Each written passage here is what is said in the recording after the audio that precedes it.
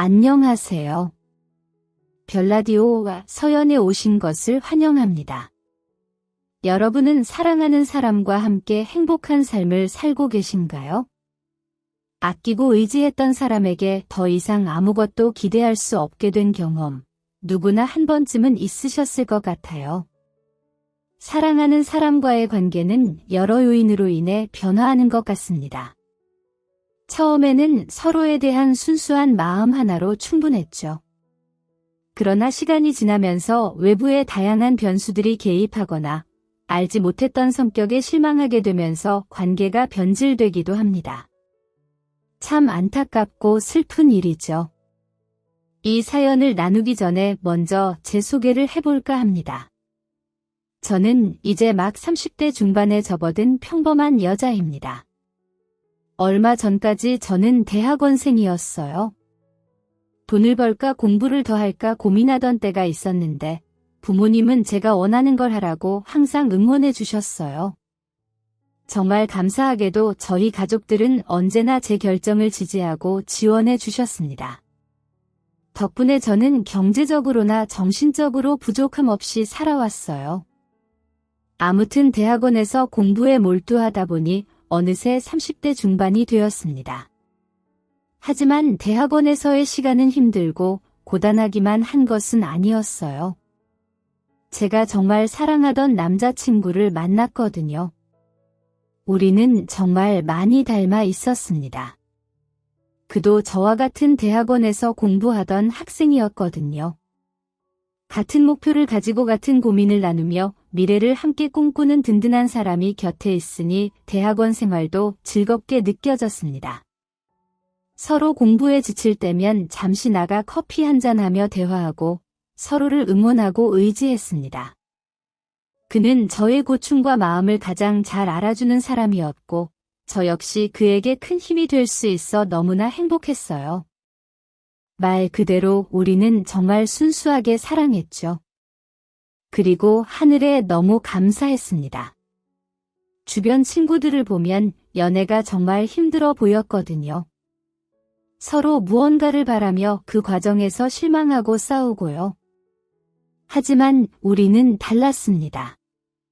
우리는 가치관부터 너무 잘 맞았고 무엇보다 서로에게 어떤 것도 바라지 않는다는 게 큰 행운이라고 생각했어요.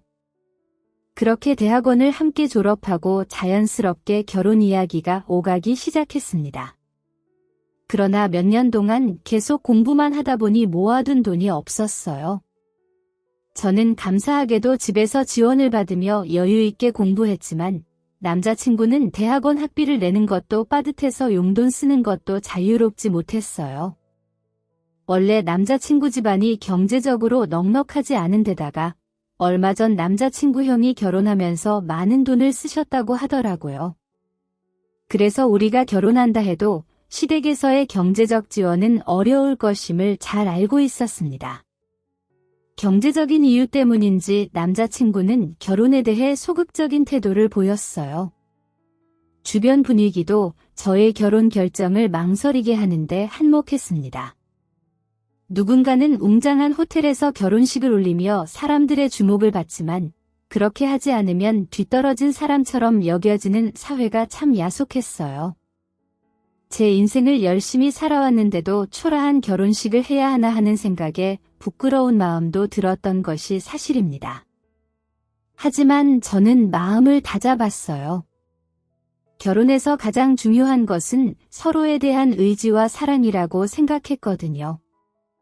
제가 지켜본 남자친구는 항상 노력하고 어려움을 극복하는 사람이니까 함께라면 무엇이든 해낼 수 있을 것 같았습니다. 검소하게 살면서 하나하나 아끼고 모아가는 것도 결혼의 묘미가 아닐까 생각했어요. 결혼에 대한 남자친구와의 대화가 진전되면서 얼마 후 우리는 상견례를 진행했습니다. 시댁 측에서는 결혼 비용을 반반 부담하자고 제안하시더라고요. 안녕하세요. 사돈, 애들 결혼시키는데 신경 쓸 일이 많죠. 얼마 전에 저희가 첫째 결혼시키느라 돈을 많이 썼네요. 아, 예, 알고 있습니다. 많이 빠듯하시죠. 그래도 애들이 좋다고 하니 조건적인 게 뭐가 중요하겠습니까? 그럼요. 저도 그렇게 생각합니다. 그래서 이번 결혼은 반반으로 진행하면 어떨까 하는데 어떠세요? 예, 저야 좋습니다. 그렇게 하면 애들이 부담도 덜할 거고 자기들 삶에 더 집중할 수 있을 것 같네요. 현명한 판단이십니다. 사돈. 경제적인 문제를 어떻게 해결할지 고민이 많았는데 상견례에서 어른들과 반반 부담을 결정하고 나니 마음이 한결 편해졌어요. 남자친구도 결혼에 대한 부담이 줄어든 것 같아 보였고요. 비록 남자 쪽에서 받을 수 있는 게 없지만 결혼은 거래가 아니니까요. 그런 건 중요하지 않았어요. 경제적으로 어려운 상황에서도 최대한 노력해 주시는 시댁 식구들을 보며 역시 내가 신랑을 잘 골랐구나. 신랑만큼이나 시댁분들도 좋은 분들이구나 생각했죠. 저도 모아둔 돈이 없고 남자친구도 마찬가지라 차근차근 함께 만들어 나가면 된다고 생각했어요. 우선은 급한 신혼집 문제를 해결하기로 했습니다. 얼마 전 아버지가 남자친구에게 말씀하시더라고요. 그래, 예비 사위. 우리 딸이랑 같이 신혼집은 좀 알아봤니? 반반으로 신혼집 비용 부담하기로 했는데 너는 어떻게 할 생각이니? 예, 아버님. 저는 아무래도 대출을 해야 할 것 같습니다. 집에서는 지금 형편상 지원해 주시기 어려울 것 같고 저도 모아둔 돈이 없어서요. 가능한 만큼 대출을 해서 충당하려고 합니다. 그렇구나. 혹시 대출 이자에 대해서는 알아봤니? 내가 지금 직업이 없으니 대출이자도 꽤 높을 텐데 신혼생활을 즐기려면 대출금과 이자를 갚느라 마음의 여유가 없을 것 같구나. 예, 아버님. 그렇긴 하지만 별다른 방안이 없습니다. 그래, 다 알아봤었구나. 그래서 말인데 내가 우선은 신혼집 비용을 모두 내줄 테니 살면서 열심히 일하며 비용 절반을 나한테 갚아나가면 어떠니? 대신 우리 딸을 행복하게 해줘야 한다. 저와 남자친구는 아빠에게 너무 감사했어요. 딸을 위해 예비 사위를 믿어주시는 아빠께 한편으로는 고맙고 또 한편으로는 짠하기도 했습니다. 아빠도 항상 열심히 일하며 저를 경제적으로 지원해 주신다는 걸 잘 알고 있기 때문이죠. 앞으로 아빠에게 더 잘해야겠다고 다짐했어요. 몇 번이고 다짐했죠. 살면서 몇 배로 갚아야겠다고. 이렇게 우리는 수월하게 상견례를 마치고 신혼집 마련까지 끝냈어요. 결혼 준비가 예상보다 훨씬 수월하게 진행되는 것 같아 기분이 좋았습니다. 간소하게 결혼을 준비한 덕분인가 싶기도 했어요. 이렇게 결혼하기로 결정한 저 자신이 매우 자랑스러웠습니다. 그런데요, 여러분. 그때는 전혀 몰랐어요. 앞으로 어떤 파국이 기다리고 있을지. 상견례가 끝나자마자 시댁 식구들의 태도가 이렇게 바뀔 수 있는 걸까요? 하루는 제가 집에서 쉬고 있는데 밖에서 벨소리가 들리더라고요. 올 사람이 없는데 누구지? 하고 나가보니 예비 시어머니와 예비 아주버님이 찾아오셨어요. 어머님 혼자도 아니고 아주버님까지 말도 없이 갑자기 찾아오셔서 좀 당황스러웠지만 무슨 사정이 있겠거니 하며 웃으며 반갑게 맞이했어요. 어머님, 아주버님 오셨어요? 말씀도 없이 갑자기 무슨 일이세요? 별일 아니다. 결혼 준비는 잘하고 있지? 장인어른 덕에 신혼집 구하는 것도 한결 쉬웠다고 들었다. 이제 신혼집 문제는 어느 정도 해결된 것 같구나. 네, 어머니. 아빠가 도와주셔서 신혼집 문제는 한시름 놓았어요. 그런데 이렇게 갑자기 찾아오시고 무슨 일 있으세요? 그러자 예비 시어머니는 주머니에서 종이 하나를 꺼내셨어요. 펼쳐보니 삐뚤삐뚤한 글씨로 무언가 빼곡히 적혀 있더라고요. 이건 혼수 목록인데 너 주려고 가져왔다. 간소하게 적어왔으니 한번 읽어봐. 부담될 수 있으니 많이는 안 적었어. 요즘 젊은이들은 휘황찬란하게 결혼하는 게 대세라지만 우리는 그런 거 필요 없고 소소하게 이 정도 선에서 해오면 될 것 같구나. 네, 혼수 목록이요? 갑자기 무슨 말씀이신지. 상견례 때 결혼 비용을 반반씩 부담하기로 한 걸로 알고 있는데요. 여러분, 저는 제가 글을 잘못 읽은 줄 알았어요. 솔직히 상견례에서 혼수에 대해 이야기한 적도 없었고 반반 결혼이라고 하면 모든 걸 반반으로 하겠다는 뜻 아닌가요? 일방적으로 저에게 혼수를 해오라는 시어머니를 보며 기가 찼어요. 며느리야, 내가 뭔가 착각을 한 것 같구나. 왜 없는 말을 지어내니? 반반 결혼이라고 하면 집값에서만 반반으로 한다는 뜻이지. 내가 사회생활을 안 해봐서, 경제활동을 안 해봐서 상식이 부족해 잘 모르는 거야? 없는 말을 지어서 하다니요. 분명 결혼 비용 전체를 반반으로 하기로 했잖아요. 제가 뭘 모른다는 거죠? 어머니, 저는 결혼이 처음이지만 어머니도 결혼하셨고 첫째도 결혼시키셨잖아요. 이 정도는 누구나 하는 것 아닌가요? 길거리에 누구라도 붙잡고 물어보세요. 갑자기 혼수를 요구하시는 것도 당황스러웠지만 궁금해서 대충 훑어봤어요. 명품 그릇, 명품 지갑 등 신혼생활과는 일절 관련 없는 것들로 가득 채워져 있더라고요. 할 말을 잃었습니다.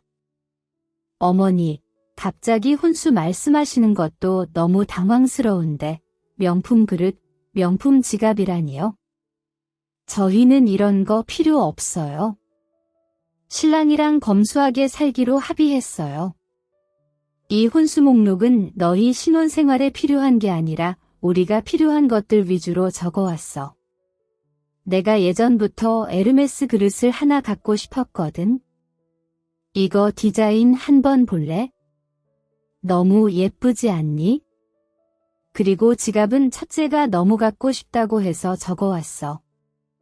어이가 없었어요. 그런데 그게 다가 아니었어요.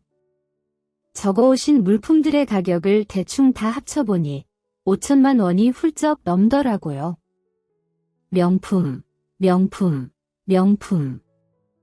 누구에게 자랑하려고 쓸모없는 것들을 적어온 건지 혼란스러움을 감출 수 없었지만 이성의 끈을 잡으려고 엄청 노력했어요. 감정적으로 대처하면 상황 판단이 흐려지고 해야 할 말을 다 못하게 되잖아요. 어머니, 아무리 그래도 이건 너무해요. 이게 다 얼마예요? 대강 봐도 5천만 원이 넘는 금액인데 갑자기 이 정도 혼수를 준비하라고 하시는 건 너무 부담돼요. 제가 돈을 벌고 있는 것도 아니고요. 그리고 신혼집도 친정에서 마련해 주신 건데 더 이상은 부탁드릴 수 없어요. 저도 염치가 있죠. 그리고 왜 제가 혼수까지 준비해야 되는지 모르겠어요. 얘야, 친정에 부탁 못하는 건 내 사정이지. 내가 그 사정까지 고려할 필요는 없잖아. 그리고 30대 중반 된 여자가 결혼하면서 혼수해올 각오도 안 했어? 우리 아들처럼 멋진 남자랑 결혼하는데 이 정도는 당연한 거지. 예비 시어머니의 대답을 들으니 숨이 턱 막혔어요. 30대 중반 된 여자라는 표현도 모자라 비상식적인 이야기를 너무나 상식적인 것처럼 하시더군요. 순간 결혼을 결정했던 제 판단에 의문이 들었습니다. 신혼집 돈도 추후에 아들이 갚기로 했는데 왜 생색내세요? 라고 말하고 싶었지만 참았어요. 어머니, 제가 30대 중반 된 여자라서 혼수가 당연하다고요? 지금 그 말씀은 실수하시는 거예요. 남편과 저는 동갑이고 같은 대학원을 졸업했어요. 어머님 아들이 뭐 그렇게 잘났나요? 우리 아들 잘났지? 착하고 성실하잖아. 이런 남자는 상위 1%야. 내 친구 며느리는 명품 가방도 척척 해온다는데 나는 그런 것까지 바라지도 않아. 이 정도면 무난한 거야. 저를 하대하시는 것도 모자라 친구 며느리와 비교까지 하시다니. 스트레스가 극도로 치솟았습니다. 본인 아들 귀한 거 아시면 저도 귀한 것도 아셔야 하는 거 아닌가요? 그런데 예비 아주버님이 옆에서 뭐라고 하시는 줄 아세요? 재수 씨, 제가 결혼해봐서 알아요. 여자 측에서 혼수는 꼭 해와야 하는 거예요. 제 와이프도 다 해왔어요. 혼수 한 번 해오니까 시댁에서 예쁨 받고 편하게 잘 지내잖아요. 혼수는 시댁 식구들에게 잘 보이기 위한 첫 단추예요. 답답하시면 제 와이프랑 한번 전화해 보실래요? 저는 헛웃음이 나왔어요. 예비 아주버님은 형님께 전화를 거시더니 상황을 조곤조곤 설명하시며 혼수와 관련해 저에게 말 좀 해달라고 했어요. 어쩔 수 없이 들어보기로 했어요. 동서, 나예요. 지금 혼수로 갈등이 있다고 들었어요. 저도 혼수는 당연히 해왔어요. 요즘 혼수 필수인 거 몰라요? 예식장에 혼수까지 돈 쓸 각오 없으면 결혼하면 안 되죠. 그러니 혼수 꼭 해와야 해요. 안 해오면 나중에 억울해져요. 들으셨죠? 엄마랑 제가 이상한 게 아니라 요즘 시대의 혼수는 기본이에요. 재수씨가 혼수 안 해오면 우리 와이프가 난리나요. 왜 자기네 해왔냐면서요? 그러면 저랑 동생 사이도 나빠지고 엄마는 중재하다가 가족 분위기 파탄 나겠죠. 재수씨 집에 돈도 많으시다면서 잘 판단하세요. 저는 딱 이 정도만 얘기할게요. 너무 나서는 것도 모양 빠지고 저는 운전만 해준다고 따라왔는데 아무리 남편만 보고 결혼하는 거라고 해도 시어머니와 시댁 식구들을 평생 안 보고 살 수는 없는 노릇이라 앞길이 깜깜했어요. 아무도 제 입장을 이해해 주려 하지 않았어요. 그리고 혼수 받으려고 결혼시키는 것도 아니고 무슨 거래를 하는 것도 아닌데 다들 저에게 바라는 게 너무 많았어요. 남자친구는 안 그랬거든요. 분명 저에게 바라는 게 하나도 없었는데 식구들은 왜 그러는 걸까요? 저기요, 어머님, 아주버님. 지금 다들 한몫 챙기시려고 저희 결혼시키시는 건가요? 저는 물질적인 걸로 신에게 예쁨 받기 위해 결혼하는 사람이 아니에요. 거래하러 온 게 아니라고요. 그냥 남자친구가 좋아서 서로를 믿고 결혼하는 거예요. 에이, 무슨 말씀을 그렇게 하세요? 거래라니요? 저희 와이프도 해왔듯이 이건 관례 같은 거죠. 저기요, 아주버님. 예비 형님이 혼수를 해왔다고 저도 똑같이 해야 한다는 법칙은 없어요. 상황마다 사람마다 다른 거죠. 그리고 저희는 지금 친정에서 신혼집 비용까지 먼저 내주신 상황이라고요. 혼수 문제에 대해서는 분명히 좀 더 생각해 봐야겠어요. 예비 시어머님, 예비 아주버님 그리고 예비 형님까지. 이것이 말로만 듣던 시월드인가요? 순간 망치로 한 대 맞은 것처럼 머리가 멍해졌어요. 제가 이건 아닌 것 같다고 혼수 문제를 다시 한번 생각해 보자고 나름 꾹꾹 눌러가며 이야기했더니 시어머니 성격 나오더군요. 얘 너 참 생색내는 걸 좋아하는구나. 누가 신혼집을 공짜로 해달라고 했니? 우리 아들이 앞으로 일하면서 갚기로 했잖아. 누가 보면 신혼집은 니네가 마련해 온 줄 알겠구나. 어머니 저희 아빠가 도와주지 않았으면 저희 신혼집을 구하지도 못할 수도 있었어요. 어머님 아들 대출 가능 금액이 얼마 정도 되시는지는 아세요? 뭘 자꾸 하냐고 물어 벌써부터 시애미를 가르치려 드는 거야? 너 참 못돼 먹은 것만 배웠구나 이런 말까지 안 하려 했는데 너 그거 거지근성이야 혼수해오라고 했더니 신혼집으로 뭐가 어째 세상에 공짜가 어딨어? 우리 귀한 아들 데려가면서 그 정도도 안 할 생각이었어. 여러분 제가 거지근성인가요? 거지근성은 저쪽 집안 아니냐고요. 바보들이 있는 집단에 있으면 같이 통화가 된다고 저도 같이 바보가 되어버리는 기분이었어요. 100번 양보해서 제가 혼수를 해오기로 합의했다 쳐요. 그러면 저한테 고마운 마음을 가지셔야 하는 게 도리 아닌가요? 미안해하면서 부탁하셔야 하는 상황 같거든요. 그런데 뻔뻔하게 요구하시는 모습을 보니 어처구니가 없었습니다. 시댁 식구들에게는 정말 실망을 했어요. 쉬는 날 말도 없이 집에 찾아온 것도 기분 나쁜데 말도 안 되는 이야기를 듣고 있자니 다 쫓아버리고 싶었어요. 그때였어요. 예비 아주버님이 또 어딘가 다시 전화를 하더라고요.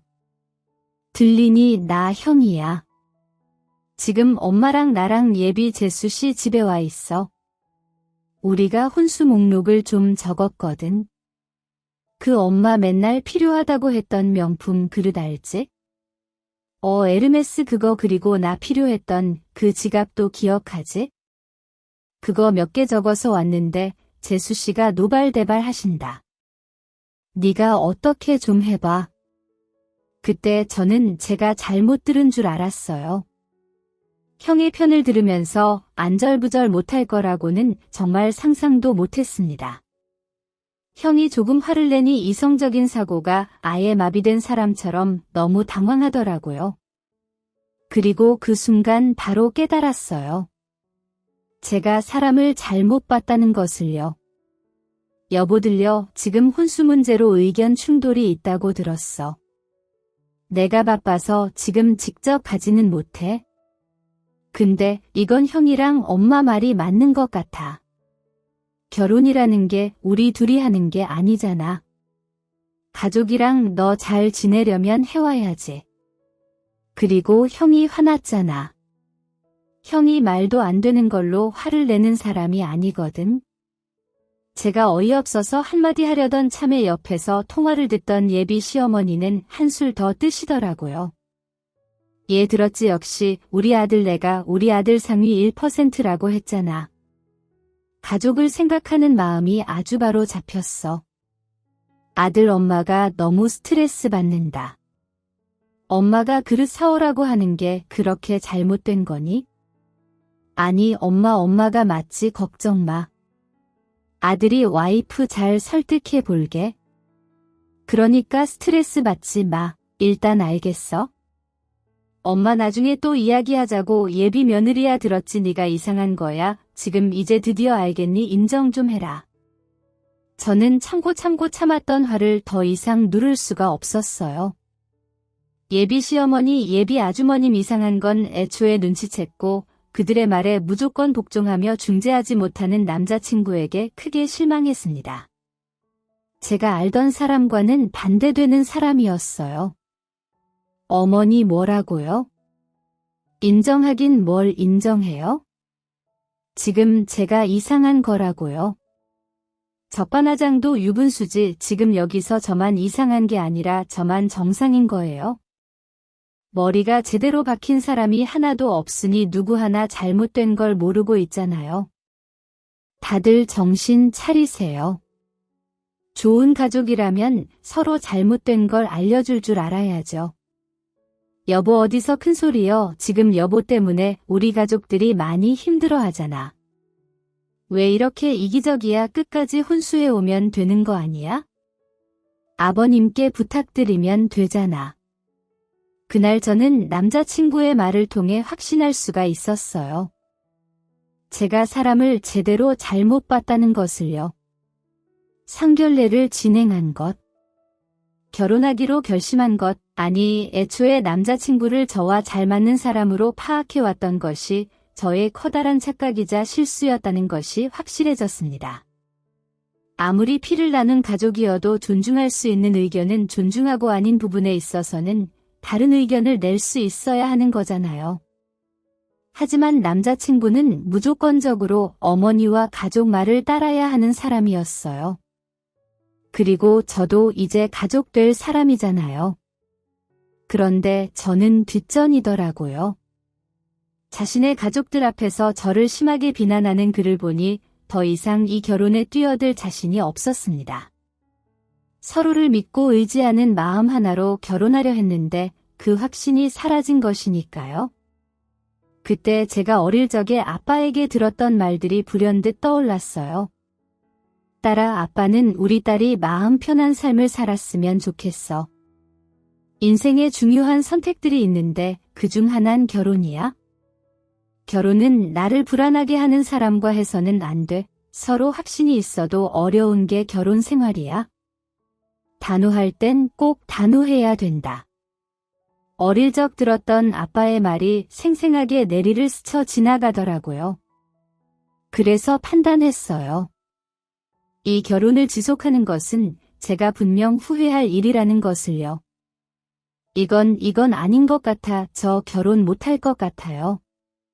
제 말이 아무도 귀 기울여 주지 않더라고요. 이런 환경에서의 평생 결혼 생활이라니 상상만 해도 끔찍했어요. 저는 다시 한번 굴하지 않고 말했습니다. 어머니 5천만 원 혼수를 해오면서도 굽신굽신할 수 있는 죽이 척척 맞는 며느리 두세요. 당신도 어머니랑 형의 말에 무조건적으로 복종하는 멍청한 와이프 만나 아주버님은 지갑은 돈 벌어서 직접 사세요. 그거 거지근성이에요. 저 파혼할 거라고요. 화를 내고 큰 소리를 내니 이제서야 제 말에 반응을 하더라고요. 정말 실망했어요. 이런 그들의 실체를 이제서야 알게 되다니. 투자한 시간이 야속했어요. 세상에는 두 가지 사람이 있죠. 잘해주면 감사할 줄 아는 사람과 잘해주면 하대하는 사람. 이 집안 사람들은 후자였어요. 다시 생각해보니 투자한 시간이 아깝다기보다는 이제라도 알게 되어서 참 다행인 것 같았네요. 결혼해서 이런 모습을 처음 알았으면 배신감이 이만저만이 아니었을 거예요. 하늘이 도왔네요. 그런데 여러분 이때까지도 저의 파혼하겠다는 의사를 여전히 아무도 들어주지 않았답니다. 결혼하지 않겠다고 상견례도 다 마치고 신혼집도 장만했는데 이제 와서 네가 뭘 어쩌겠다는 거니? 겨우 혼수 때문에 결혼을 안 하겠다니 화났다고 말 함부로 내뱉는 거 아니다. 그러다 말이 씨가 돼요. 그래 여보 어머니 걱정하시게 왜 말을 함부로 해 얼른 사과드려 신중한 사람이 왜 그래? 가족될 사람들 앞에서 조신하게 행동해야지 왜 이리 짜증을 내냐고. 그래 제가 결혼하지 못하겠다는 의사를 정말 진지하게 표현했지만 아무도 제 말을 믿지 않았어요. 신혼집까지 마련했는데 뭘 어쩔 거냐는 표정으로 어머니는 저를 바라봤고 남편은 되려 저에게 어머님께 사과하라고 요구하더라고요. 아주버님은 끝까지 장난만 치시네요. 속에서는 부글부글 끓었지만 이들과 정말 마지막이라고 생각하며 더 이상의 화는 내지 않기로 했어요. 그래도 한때 좋아했던 사람 그리고 그의 가족들이니까요. 예비 시어머니가 저에게 다시 생각해보라고 당당하게 말하는데 조금 이상했습니다. 옆에 예비 아주버님은 신혼집 계약도 끝난 거 아니냐고 그런 소리만 물어봤고요. 저 사람들이 무슨 배짱으로 저러나 싶어서 일단 다 돌려보내고 났는데 파혼을 하려면 어떻게 해야 하는지 이게 그냥 사귀다가 헤어진 게 아니잖아요. 그래서 최근 결혼한 친구에게 전화해서 물어봤죠. 그렇게 30분 정도 통화를 했는데 저는 정말 머릿속에 하얗게 질려버리는 것 같았습니다. 한참 동안 혼자 머리를 싸매고 고민하다가 결국에는 마음을 다잡고 저는 친정으로 향했어요. 신혼집 계약을 취소해야 했거든요. 아빠에게 말을 꺼내는 게 참 조심스러웠어요. 그냥 뭔가 파혼의 이유를 단순하게 말하고 싶었어요. 제가 들은 욕글에서 제가 상처받은 것들을 이야기하면 아빠는 많이 속상해하실 것 같았거든요. 근데 속상함도 속상함이지만 계약을 취소하게 되면 그 위약금이 무시 못했습니다. 계약금을 취소하면 돌려받지 못하고 많게는 몇 배씩 내야 되는데 솔직히 따지고 보면 못 돌려받는 계약금 금액이나 시댁에다가 해줘야 하는 혼수 금액이나 거의 비슷하다는 걸 알게 됐죠. 그리고 그 돈은 모조리 우리가 뒤집어 써야 하는데 그 생각만 하면 속이 뒤집히는 것 같았어요. 근데 이런 상태로 도저히 결혼을 진행한다는 것은 방법이 없었기에 저는 친정 부모님께 말씀드리기 전에 대학 선배 중 변호사를 하고 있는 언니에게 조언까지 구해봤어요. 저도 이번에 들었는데 이혼뿐 아니라 파혼도 늘어나는 추세인데 감정적인 부분을 떠나서 금전적인 부분도 파혼하며 복잡한 경우가 많다고 위약금 문제로 잡음이 많다고 하는 겁니다. 그러면서 저에게 파혼이 누구 때문에 벌어졌는지 명확하게 가르는 것이 불분명하고 상견례 자리에서 정확하게 혼수나 예단 없이 가겠다. 이런 대화도 없이 그저 반반 결혼이라 뭉뚱그려서 해놨기에 소송을 가도 시간이며 변호사 비용이며 복잡하다고 하더라고요. 그 소리를 듣고 혼자 집으로 돌아오는데 내가 너무 순진하게만 생각했구나 싶었고 한편으로는 예비 시어머니가 저렇게 당당하게 요구했던 이유가 그거였구나 싶으면서 더구나 최근에 아주머닌 결혼까지 해봤었다고 했으니까요. 우리 집은 제가 개원이었으니 너무 몰랐구나 나 때문에 부모님만 힘들어지겠구나 생각했습니다. 온종일 아무것도 먹지 못하다가 친정집에 도착했습니다.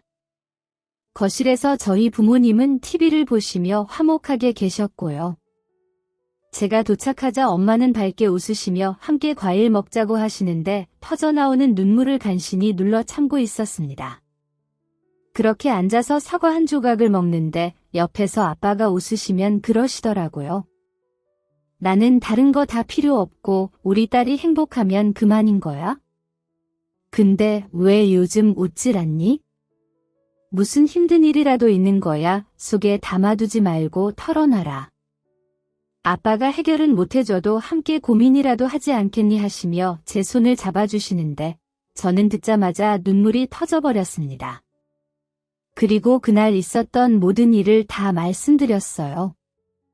시댁에서 혼수 목록을 가져왔는데 어찌나 기가 막히던지 그걸 다 손으로 하나하나 브랜드명에 심지어 디자인까지 적어서 가져온 꼴을 보는데 너무 기가 막혔다고 심지어 신랑은 그걸 해주라고 나를 등 떠미는데 나는 이렇게는 못 살겠다고 소리쳤어요. 그때 사실상 부모님 앞에서 파혼 선언을 했던 거였죠. 그리고 저는 부모님께 죄송하다고 다른 위약금은 기간이 많이 남아서 정리가 가능한데 아빠가 신경 써주셨던 신혼집 문제가 제일 걸려서 그거 계약까지 다 마쳤는데 저 때문에 어찌하냐며 그 돈이면 사실 혼수해줘도 그만이긴 한데 나는 그런 사람들이 너무 괘씸해서 못 넘기겠다고 그냥 솔직하게 다 말씀드렸죠. 저는 엄청 심각하게 이야기를 하고 있는데 엄마가 옆에서 저를 한참 보시더니 사과 맛있니 하나 더 깎을까 하시는 겁니다. 저는 심란하게 말하고 있는데 너무 어이가 없었죠. 그러자 옆에 있던 아빠가 그래 이거 맛있네? 하나 더 깎아서 먹자. 두 분이서 아무렇지도 않게 과일 먹는 이야기만 하시길래 너무 황당했죠. 엄마가 사과를 2개나 더 가져오시더니 제 앞에 내려놓으시곤 그러셨어요. 우리도 나이 먹을 만큼 먹었고 바보 아니다. 하여간에 내가 이럴 줄 알았어. 그러자 맞은편에 아빠가 씩 웃으시는 거예요. 이 엄마가 상견례 마치고 곧장 안사돈 잡아놓고 물어봤었다. 반반 결혼이라고 거창하게 말만 해놨지? 아니 뭐를 반반할지 하나도 정한 게 없었잖아. 원래 그런 건 나중에 분명 이야기가 나오거든. 그때 주차장 내려갈 때 엘리베이터가 꽉 차서 나랑 안사돈만 먼저 내려갔었잖아. 그때 주차장에 나오자마자 내가 물어봤지. 예단이랑 혼수 이런 건 어쩌지길 원하냐고. 원래 이런 이야기는 단둘이 해야 정확하게 들을 수 있거든. 그러자 아빠가 씩 웃으시며 당신이 사부인 붙잡고 내려갈 때 나는 진작에 알고 있었지. 그런 건 너희 엄마가 참 야무져. 그러더니 엄마는 계속 말씀하셨어요. 근데 단둘이 있는 자리에서도 아무 소리를 하지 않더라고. 자꾸 좋은 게 좋은 거다. 뜬구름 잡는 소리만 하고 있고 내가 원하시는 게 있으시냐고 물어봤는데도 큰애 결혼하느라 정신이 없다는 등 말을 피하는 게 너무 느껴지는 거야. 그래서 내가 뭔가 있다 생각이 들었지. 그리고 신혼집도 그래요. 우리가 돈을 해줬으면 감사하다. 고맙다. 연락 정도는 와야? 그게 맞는 거 아니야. 근데 아무 소리 없었잖아. 근데 우리가 뭐하러 계약을 해버리겠어? 당연히 안 하고 덧지집이야. 뭐 지천에 널린 게 빈집인데 요즘 부동산 경기도 나쁘다는데 급할 게 뭐가 있어?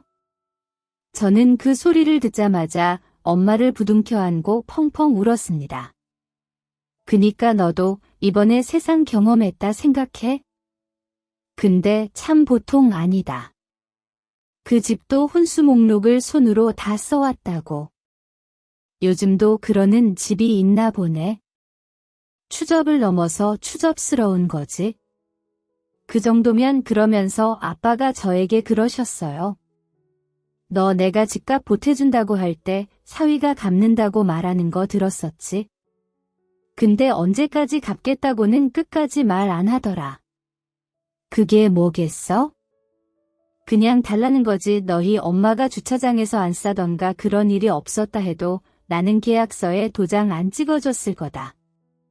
결혼식장 들어갈 때까지 아무도 모르는 거잖니. 더구나 아들 둔 집은 어떻겠지만 딸 자식 둔 부모 입장에서는 끝까지 조심스러울 수밖에 없는 거야 하시며 아버지가 제 손을 잡아주시는데 저는 머리가 맑아지는 기분이었어요. 다음 날 일어나자마자 신랑에게 파혼 선언했고요. 예비 시댁에서는 역시나 신혼집에 대해서 언급하더라고요. 그거 계약 끝난 집일 텐데 파혼 요구한 건 그쪽이니 알아서 처리하라며 아주 당당하게 이야기하더라고요. 그래서 제가 곧장 받아쳤죠. 우리 아빠가 도장 아직 안 찍었다고 걱정하지 말라고 해줬습니다. 그 소리를 하자마자 곧장 예비 신랑에게 연락이 오더니 저보고 미안하다 잘못했다 하면서 뜬금없이 자기 가족들을 설득해보겠다며 저를 붙잡더라고요. 아까 낮에 통화했던 목소리랑은 전혀 딴판인 사람같이 자상했어요. 근데 더 이상 저는 속지 않았죠. 그래서 흔들릴 일도 없었습니다. 그렇게 저는 파혼을 했고요. 물론 감정 소모는 많았지만 세상 경험했다 생각하려고 합니다. 전 남친은 학교 안에서 5천만 원 남자라고 꼬리표가 붙었고요.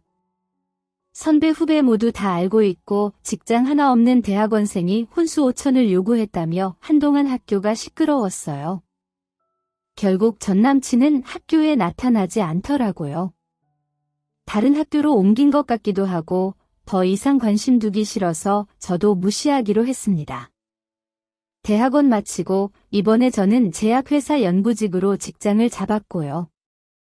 여기서 열심히 일하며 제 다음 인생 단계를 준비할 생각입니다. 사랑은 순수하게 해도 결혼은 정말 다른 것 같더라고요. 물론 순수한 집안, 따뜻한 집안도 있지만 조심해서 나쁠 건 없는 것 같습니다. 제 이야기 들어주셔서 감사드리고요. 다른 분들은 저와 같은 일 겪지 않으시길 바라며 이만 줄입니다. 오늘도 저희 채널에 와주셔서 감사드립니다. 더 좋은 이야기로 찾아뵙겠습니다. 지금까지 작은별 라디오였습니다.